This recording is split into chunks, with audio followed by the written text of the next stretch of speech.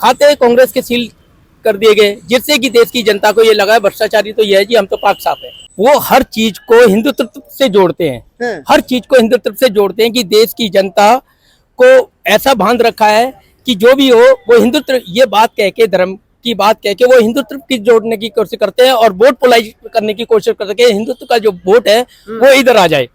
हिंदू मुस्लिम से वोट, जो भाषा है उनकी, जो तरक है उनके, वो हिंदू मुस्लिम से बाहर होते ही नहीं है। ये कलर देखे जाते हैं कि इसका कलर भगवा करना है या काला करना है या नीला करना है या पीला करना है, तो कलर से ही हम पहचान लेते हैं कि ये कलर के अंदर कलर कुछ कहता है। लोगों को कैसे बेवकूफ बनाया जाए धर्म की आड़ के लिए, धर्म की चाशनी में डुबो रहने चाहिए। पढ़े हैं कभी आपने? उनके बाप ने भी नहीं पढ़े होंगे वेद। 24 में भाजपा भगाओ, देश बचाओ। द मीडिया माइक में आपका एक बार फिर से स्वागत है। दोस्तों, उत्तर प्रदेश के संभल में बीते दिन प्रधानमंत्री नरेंद्र मोदी जी कालकी धाम शिलान्यास के लिए गए थे, जहां पर कांग्रेस से निष्कासित आचार्य प्रमोद कृष्ण ने बुलाया था। वहां पर उन्होंने एक बात का जिक्र किया, कृष्ण और सुदामा का जिक्र किया, और उन पर टिप्पणी को जो की, उन्होंने कहा कि अगर आज के समय कृष्ण और सुदामा होते और सुदामा एक पोटली चावल अगर कृष्ण को देते तो जनहित याचिका दायर होती, और उस दायर याचिका में सुप्रीम कोर्ट बोल देते कि ये भ्रष्टाचार है।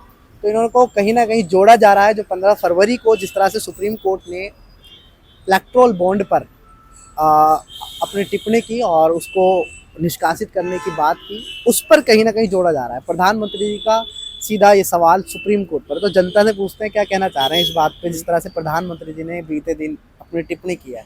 कहीं ना कहीं इलेक्टोरल बॉन्ड से इसको जोड़कर देखा जा रहा है, कृष्ण और सुदामा को लेकर आए हैं, क्या कहेंगे इस पर? सुप्रीम कोर्ट ने जो फैसला दिया वो सार्थी है, और वो फैसला जो है, यह मुझे तो ये लगता है बिना गुजरातियों के ये फैसला कोर्ट दे ही नहीं सकता था। मैं सच्चाई बता, मुझे इसमें शक होता है कि बिना गुजरातियों के तो ये फैसला दे नहीं सकता।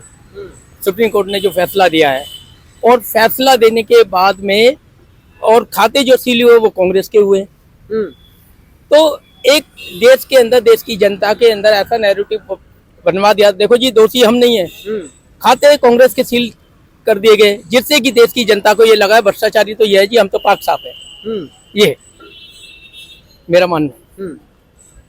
और जिस तरह से मोदी जी ने कल अपनी टिप्पणी की है, कालकी धाम के शिलान्यास किया था, कृष्ण जी और सुदामा जी को लेकर कहा है। जिस तरह से सुदामा जी ने कृष्ण जी को एक कोर्ट में जब कहते हैं कि घबराए हुए देते चावल कि कृष्ण जी को मैं क्या गिफ्ट दूं, तो उन्होंने कहा था अगर कृष्ण आचार्य प्रमोद जी, अगर आप मुझे कोई चावल भी देते तो अच्छा हुआ, आपने कुछ नहीं दिया, वरना एक दायर याचिका दाखिल होती और सुप्रीम कोर्ट में कहा था कि भ्रष्टाचार हुआ है। उनकी भाषा करना, कथनी करनी में वो हर चीज को हिंदुत्व से जोड़ते हैं, हर चीज को हिंदुत्व से जोड़ते हैं कि देश की जनता को ऐसा बांध रखा है कि जो भी हो वो हिंदुत्व, ये बात कह के, धर्म की बात कह के वो हिंदुत्व की जोड़ने की कोशिश करते हैं और वोट पोलाइज करने की कोशिश करते हैं। हिंदुत्व का जो वोट है वो इधर आ जाए, उनसे कोई मतलब नहीं है। उनका सिर्फ वोट पॉलिटिक्स है कि हिंदुत्व किससे, हिंदू मुस्लिम से वोट, जो भाषा है उनकी, जो तरक है उनके, वो हिंदू मुस्लिम से बाहर होते ही नहीं है।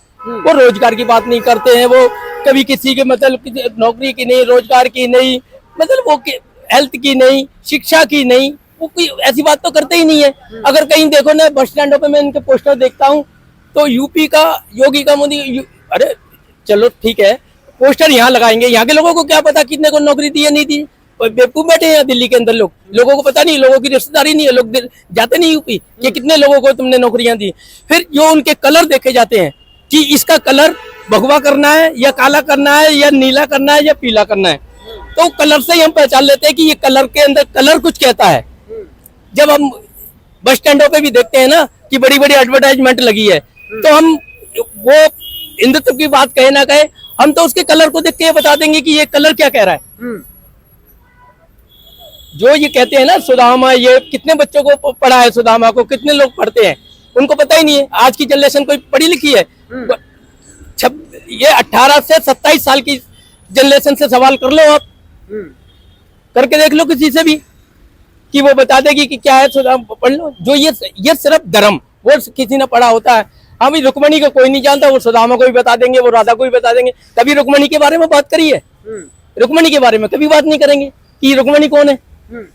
तो वो जो चीज है ना, वो सिर्फ घेर वेर के, इनका मतलब ये होता है कि धर्म को, लोगों को कैसे बेवकूफ बनाया जाए धर्म की आड़ के लिए, धर्म की चाशनी में डुबो रहने चाहिए।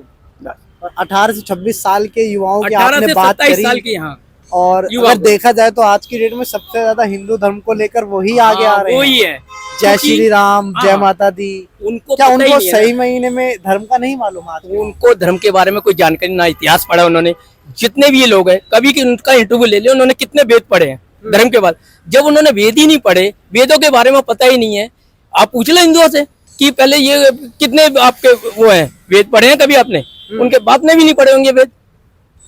आप पूछ लो ना कि वेद पढ़े हैं कभी, उनको ना तो वेदों के बारे में ज्ञान, जिसको आदमी को वेदों के बारे में ज्ञान नहीं, उसको अपने इतिहास के बारे में कैसे पता चल जाएगा? वो तो जो वो कहेंगे वही कहेगा ना, वही भाषा बोलेंगे ना। लेकिन मोदी जी जिस तरह से राम मंदिर की बात करते हैं वैसे करते हैं, और जब कांग्रेस कोई सवाल उठाती है तो कहते हैं आपको न्यायालय पर भरोसा नहीं है, सुप्रीम कोर्ट पे भरोसा नहीं है।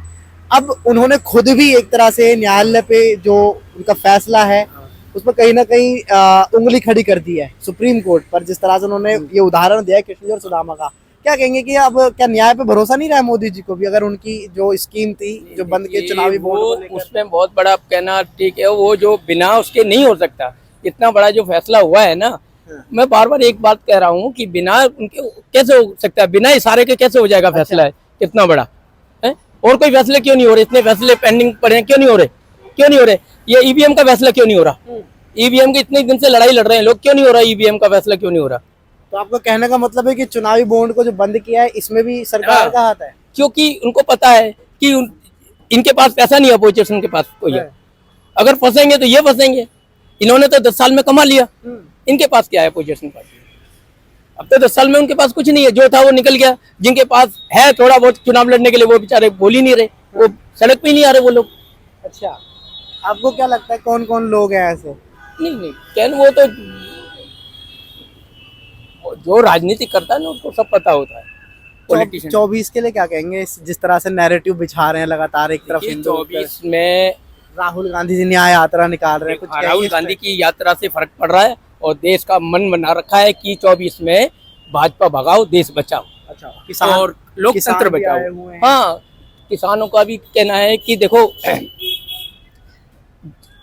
किसान अपनी लड़ाई लड़ रहे हैं, हाँ, और एमएसपी को लेकर जो ये कह रहे हैं कि कपास उगा लो, हाँ, ये उगा लो, वो उगा लो। अरे जो जो धरती होती है, जो जमीन है, जहाँ जो चीज उगाई जाती है, पूरा देश तो चावल गेहूं खाता है। तुम कल को कहते इधर वो कपास उगा लो, कल को कहेंगे मूंगफली उगा लो, तो ऐसा थोड़ी चलता है। ये तो ये चाह रहे हैं कि लोगों को आपस में उलझाना, डिवाइडेशन, इनको डिवाइड करो सारे किसानों को, राजस्थान वाले को भी कर दो, बिहार वाले को भी कर दो, ये बातें कह के हम उस पे देंगे, हम इस पे नहीं देंगे, ये कह के।